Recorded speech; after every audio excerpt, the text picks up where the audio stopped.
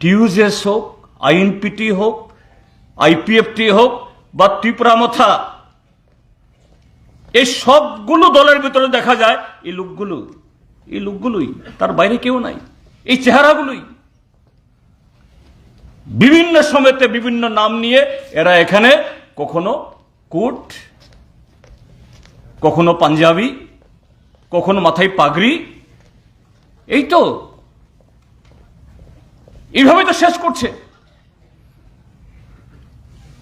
এবং সর্বশেষ এখন ভারতীয় জনতা পার্টিকে তাদের এই নেতিবাচক, তাদের এই চক্রান্তের কারণেই আজকে ভারতীয় জনতা পার্টি এই রাজ্যের সংখ্যাগরিষ্ঠ মানুষের সমর্থন না পেলেও, সংখ্যাগরিষ্ঠ মানুষ এমনকি যাদের ভোট তারা পেয়েছে তারাও ভারতীয় জনতা পার্টি সরকারে থাকুক তারা চায়নি, এই সরকার বিদায় হোক, কিন্তু বকলমে এদেরকে রাখার জন্য এই ব্যবস্থাটা হয়েছে। এখন ধরা পড়ে যাচ্ছে, আরো ধরা পড়বে, আরো ধরা পড়বে। একসময় শোনানো হলো ত্রিপুরা ল্যান্ড, তারপরে শোনানো হলো গ্রেটার ত্রিপুরা ল্যান্ড। কেউ যদি লিখিত না দেয় এর সাথে বসে এক কাপ চাও খাবে না। পরোক্ষ বা প্রত্যক্ষ ভাবে এদের সুবিধা হয় এরকম কোনো কাজ তারা করবে না। কিন্তু ভোটের ফলাফল এই কথাটা এখন আর বলতে হয় না, নিজেদেরই স্বীকার করতে হয় গলতি হো গিয়া, ভুল হো গিয়া। কিন্তু এই ভুলটা তো অবচেতন মনে না, সচেতন ভাবে ভুল। কিন্তু ভুল কি এই ভুল থেকে ফিরে আসছে? এক চলো এই ভুল থেকে ফিরে আসছে না, বরঞ্চ এই ভুলটাই এদের কর্মসূচি, এই ভুলটাই এদের কর্মসূচি, এই ভুলটাই তাদের শুদ্ধ, এটাই তাদের কাছে স্ক্রিপ্ট। অর্থাৎ এই কাজ করেই ত্রিপুরা রাজ্যের ট্রাইবেল হোক নন ট্রাইবেল হোক গরিব মানুষের স্বার্থ রক্ষা করার জন্য যে শক্তি মার্ক্সবাদী কমিউনিস্ট পার্টি, গণমুক্তি পরিষদ, তাদেরকে ক্ষমতার থেকে দূরে রাখা যায়, তাদের বিরুদ্ধে সাময়িকের জন্য মানুষকে খেপিয়ে পরিবেশকে অন্যরকম করা যায়। এখনো ত্রিপুরায় যদি ভাষণ হয়, ত্রিপুরায় যদি কোনো কর্মসূচি হয়, এখানে স্লোগান তোলা হয় হাম দেখ লেঙ্গে, দিল্লিকে ছাড়া হবে না, ইঞ্চি ইঞ্চিতে লড়াই হবে। আবার কি দেখা গেল, সেই দিল্লি এডিসিকে কোনো চিঠি দিয়েছে বলে আমরা শুনিনি। ভোট ভাগাভাগির ফলে মাত্র 19% ভোট পেয়ে আমরা সিপিআইএম এককভাবে 26% ভোট পেয়েছি।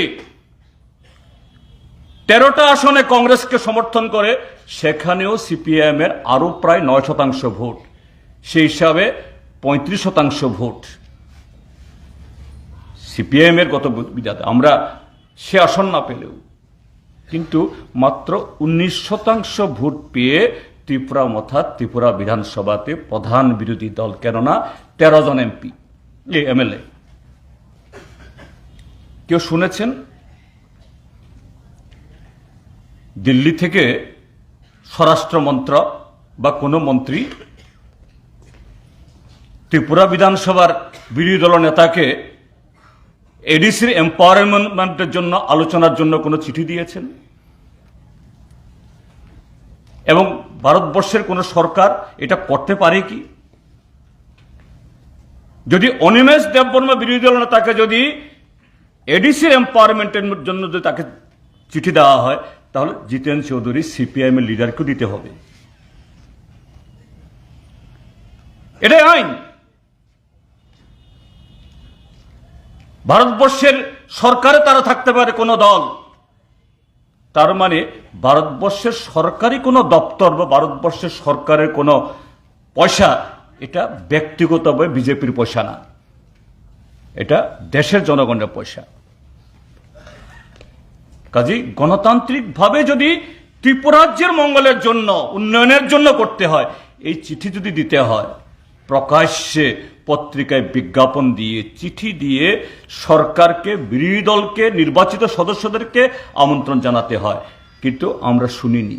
কিন্তু দেখা গেল সুরসুর করে ইঁদুরের মতো করে ত্রিপুরা, এই দিল্লিতে এডিসির চিফ এক্সিকিউটিভ মেম্বার, কিছু এফডিসি মেম্বার, এরপর এমএলএ, সাথে আইপিএফটি, আবার কিছু ফেও আছে তথাকথিত সামাজিক নেতা, এরকম কিছু তৈরি করা হয়েছে। এদেরকেও সব নিয়ে গেছে দিল্লিতে, পত্রিকা ছবি বেরিয়েছে। মিটিং কার সাথে? মিটিংটা যদি একজন অফিসার কি মিশ্র, তার সাথে মিটিং, এটাও বোধ হয় ত্রিপুরা ভবনে, এটাও সরকারি কোনো অফিসে না। একে মিশ্র হবে। আমি বলে দিচ্ছি এখান থেকে, কয়েক মাস বাদে 2024 লোকসভা নির্বাচন। কাজেই ত্রিপুরা মথা, তুমি আলাদা আলাদাই থাকো, তার আগে এডিসিতে কিছু টাকা দিয়ে দেব, তোমরা আরো কিছু লুটপাট করো।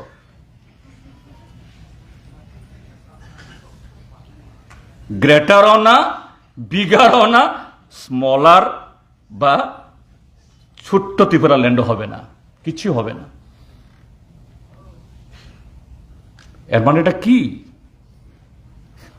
এর মানে হলো সম্পূর্ণ সুবিধাবাদ, দালালি এবং ত্রিপুরাজ্যের গণতান্ত্রিক আন্দোলন বা ত্রিপুরাজ্যের কি ট্রাইবেল, নন ট্রাইবেল, আমাদের মান, ইজ্জত, অধিকার সবকিছুকে বিসর্জন দিয়ে দেওয়া। দিল্লির জনবিরোধী সরকার, আজকে যে নরেন্দ্র মোদী দেশের একটা রাজ্য চলছে আজকে প্রায় 90 দিন, এ সম্পর্কে কথা বলতে হবে ভারতবর্ষের প্রধানমন্ত্রী। পার্লামেন্টে ঢুকলে কথা বলতে হবে, পার্লামেন্টে ঢুকে না, পার্লামেন্টের বাইরে বাইরে গিয়ে বেড়ায়, ভিতরে ঢুকলে কথা বলতে হবে। সেই পার্টি হতে পারে ক্ষমতায়, কিন্তু নৈতিকভাবে আজকে দুর্বল, জনগণকে মোকাবেলা করার তার নৈতিক সাহস নেই, রাজনৈতিক সাহস নেই। তার কাছে গিয়ে তথাকথিত এই থানসার দল, তথাকথিত আজকে যারা ত্রিপুরাজ্যের ভবিষ্যতের কথা বলে, আজকে এইভাবেই এই রাজ্যটাকে নপুংসক পরিণত করছে রাজনৈতিক দিক থেকে।